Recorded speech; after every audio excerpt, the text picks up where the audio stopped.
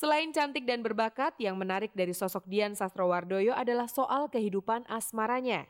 Tidak heran kalau pertanyaan seputar pria spesial di hatinya selalu terlontar setiap kali bertemu bintang muda yang satu ini. Apalagi kabar yang beredar, ia tengah menjalin asmara dengan salah satu teman kampusnya.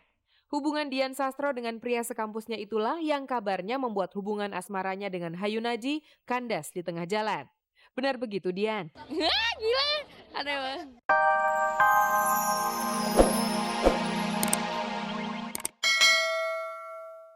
Pemirsa, lengkap sudah kebahagiaan dari presenter kondang Indy Barens. Setelah menunggu lebih dari 9 bulan, akhirnya Selasa lalu dia telah melahirkan sang buah hati di Rumah Sakit Mitra Keluarga. Hanya kepada Anda pemirsa setia Kabar-Kabari, Indy akan berbagi kebahagiaan. Kehadiran seorang anak di tengah keluarga memiliki banyak arti bagi setiap pasangan suami istri. Selain bukti kemampuan menghadirkan keturunan, anak bisa mempererat tali cinta. Kebahagiaan itulah yang kini dirasakan pasangan Indy Barens dan Benny Sarmanella. Kehidupan rumah tangga yang mereka bina sejak 1 tahun yang lalu semakin lengkap dengan kelahiran putra pertamanya Selasa 9 September lalu di Rumah Sakit Mitra Keluarga Jakarta Timur. Bayi laki-laki yang lahir lewat operasi sesar itu diberi nama Rafael Benaya Sarmanella. Lega kali ya, enak karena kalau buat aku pribadi sih bawa drum band lumayan gerah juga tuh, apalagi udah menjelang-jelang bulan 9 terakhir gitu. Tapi sekarang udah seneng banget karena ngerasanya ih kok ada anak ya gitu sekarang ya gitu. Ada Benny kecil. Kalau saya sih untuk kayaknya belum lengkap gitu kalau di suatu pernikahan tuh belum ada anak gitu. Nah, kebetulan kemarin kita bikin kita make a wish gitu kalau wah nih kayaknya nih kita pengen nih punya anak. Desember tahun lalu waktu Natalan kita pengen wishnya Natalan tahun depan coba udah bertiga ya gitu. Kok dikasih dapet. Meski mengaku tidak mempersoalkan jenis kelamin bayi yang akan lahir, akhirnya Indy bisa tersenyum bahagia saat pertama kali mengetahui bayi pertamanya itu berkelamin laki-laki. Ya sebetulnya kalau saya pribadi sih sama aja gitu cowok-cewek. Cuman si Indi ini yang pengennya cowok gitu anak pertama. Kayaknya seneng aja kalau di rumah yang paling cantik Eke ya. Nggak ada saingan. Tapi paling kayaknya lebih enak kalau karena saya pribadi kan anak pertama tertua gitu. Kok kayaknya kurang ini gitu meskipun kata mama punya anak kayak kamu maksudnya kayak saya udah kayak punya anak laki gitu. Tapi kayaknya lebih pas kalau anak pertama dalam satu keluarga tuh laki gitu. Aku sih melihatnya begitu. Kan jagain adik-adiknya, jagain ibunya gitu. Bolehnya dapet. Setelah kelahiran putra pertamanya ini, Benny masih berharap sang istri bisa memberinya satu buah hati lagi. Aduh jahitan belum kering. Kalau saya sih saya dua lah gitu. Aduh, dua, aduh. Enggak, 2 cukup lah. Minimum 2 kalau saya, minimum 2.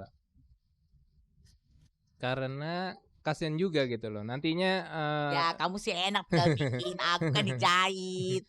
dari pengalaman gitu biasanya kalau anak tunggal gitu egonya gitu lebih besar gitu. You was more than my girl, we was like brothers. All night we would play fight undercovers. Pemirsa, tak ada kabar yang tak kami kabar-kabari. Dan pilihan kabar yang seperti ini kami hadirkan khusus untuk Anda. Lewat album perdananya yang berjudul Hijau, grup musik Kafein berhasil memperoleh Platinum Award untuk penjualan album mereka yang mencapai angka 200.000 kopi. Untuk album ketiga yang baru dirilis minggu lalu di kota asal mereka Bandung, Rudy, Dani, Benny, Yandi, Daniel, dan Yudi berharap sukses di album pertama itu akan terulang pada album ketiganya ini. Dari soal album baru, kita beralih ke salah satu personel Kafein yaitu Rudy sang vokalis yang tengah menantikan kelahiran anak pertamanya. Tidak tanggung-tanggung, ia akan menjadi bapak dari 2 orang bayi sekaligus. Pas dikasih tahu dokter, pas usia 2 bulan, kembar. Kita bahagia sekali gitu, anak pertama kita. Nggak tahu ya kalau dilihat dari silsilah uyut atau bau atau apalah di atasnya mungkin ada gitu dari keluarga kita ya. Tapi aneh juga sih, mungkin ini rezeki Tuhan memberikan anak langsung 2 gitu. Kehamilan itu sendiri awalnya di luar rencana Rudy dan Ana. Setelah menikah, mereka berdua memutuskan untuk memantapkan karir dan tidak berniat terburu-buru memiliki anak.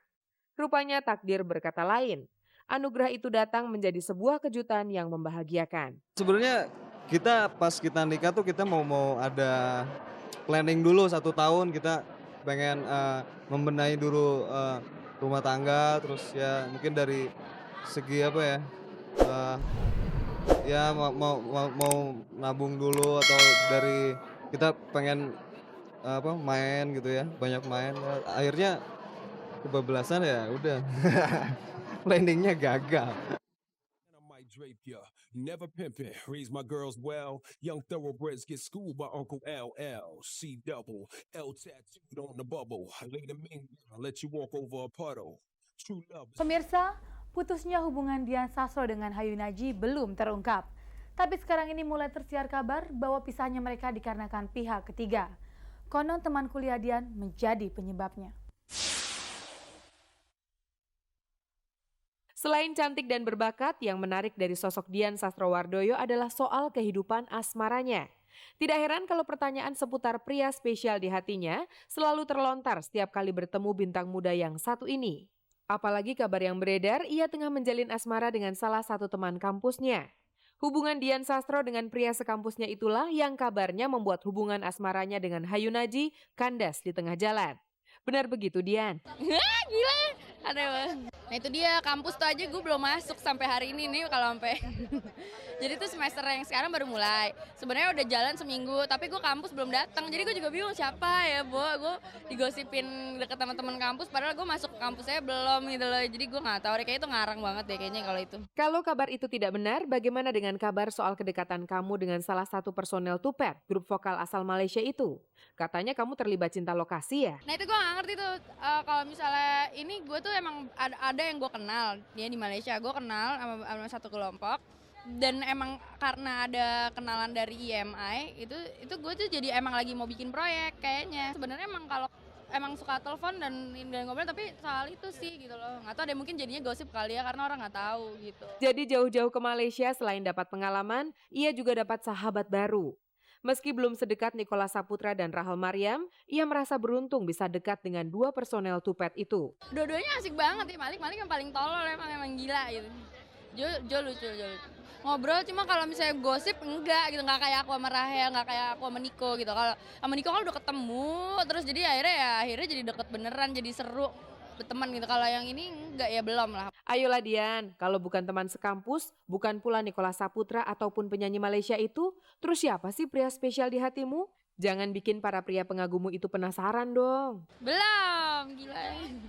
Tapi juga males nyari juga sih, abis ini lagi begini juga kalau dapat emang keburu apa ketemu kan lagi sibuk juga. Mungkin sampai pengen-pengenan sih juga belum bisa pengen-pengen banget soalnya emang sekarang lagi nggak kepikiran sih, lagi sibuk banget. Nanti giliran udah sibuk kayak udah hilang baru tuh gue kesepian paling gitu. Cuma nggak tahu deh, sekarang sih belum kerasa kali, belum nyadar banget gitu. Masih di lokasi yang sama, kami bertemu dengan Marini, bintang film yang juga penyanyi Tempo Dulu. Bersama Dian Sastro dan Rahel Mariam, Marini terlibat dalam sebuah pementasan bawang merah dan bawang putih. Ngobrol-ngobrol seputar kegiatannya setelah hidup tanpa pendamping, nenek 3 orang cucu yang tetap terlihat muda dan cantik ini buka kartu soal rencananya mengakhiri kesendirian. Gini, kalau siapanya enggak, tapi doain deh insya Allah tahun ini. Meski enggan bercerita banyak, ia mau sedikit buka rahasia soal lelaki pecinta musik yang baru dikenalnya sejak 8 bulan yang lalu. Umurnya sama sama saya. Kenalnya sih udah 8 bulanan ya, tapi 8 bulan, tapi kalau dekatnya sih baru berapa bulan aja. Senang musik, orangnya sense of humornya tinggi, kekeluargaannya besar, tanggung jawabnya besar. Orangnya sabar. Ya kenalan karena coincidence ya, karena dia punya band. Saya diminta nyanyi sama bosnya, kenalan. Dukungan dari keluarga membuat keputusannya untuk menikah kembali semakin mantap. Udah lama mereka ingin saya punya pendamping. Dan sebelum saya ketemu beliau pun, saya udah bilang sama anak-anak, udah deh akhir tahun 2003 Mama lihat deh apa yang akan Mama lakukan gitu. Apakah saya akan sendiri, apa saya, soalnya saya percaya sih jodoh tuh dari atas gitu. Makanya saya nggak mau kayak dulu, kalau kita senang, harus, saya jalanin aja lillahi ta'ala. Kalau emang Allah kasih, pasti jalannya akan smooth gitu. Mungkin kalau saya sendiri, lebih senang kalau Mama sendiri aja bebas, merdeka. Tapi mama butuh pendamping gitu, karena kita anak-anaknya juga pada udah sibuk sendiri, kadang-kadang dia mau nonton aja suka susah minta temenin gitu-gitu, ya udahlah dia butuh pendamping yang benar-benar lahir batin dia bisa puas gitu. Jadi ya udahlah, kalau mama emang udah yakin ya yakin, paling kita sebagai anak ya insya Allah mendoakan ini yang terakhir dan